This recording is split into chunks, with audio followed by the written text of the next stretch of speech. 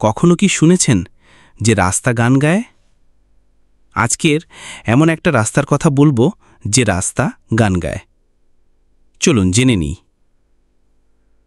জাপানের Mount Fuji যাওয়ার পথে একটি বিশেষ ধরনের রাস্তা আছে, যাকে বলা হয় মেলোডি রোড। এটি মূলত শিজুওকা প্রিফেকচারের ফুজিনোমিয়া এলাকার দিকে অবস্থিত। এই রাস্তায় গাড়ি চলার সময় সুর বাজে। শুধু শর্ত হল গাড়ি প্রায় 40 কিমি ঘন্টা গতিতে চালাতে হবে।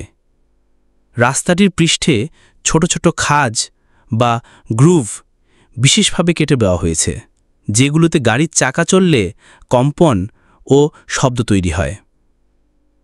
এই শব্দগুলো এমনভাবে সাজানো হয়েছে যে সঠিক গতিতে চললে তা একত্রে মিলিয়ে একটি পরিচিত গান বাজতে শুরু করে।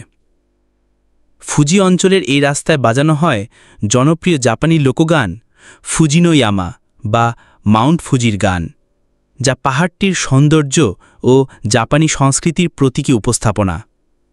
মূল উদ্দেশ্য শুধু পর্যটকদের বিনোদন দেওয়া নয়, বরং চালকদের সঠিক গতি বজায় রাখতে উৎসাহিত করা, কারণ গতি বেশি বা কম হলে সুর বেসুরো হয়ে যায়।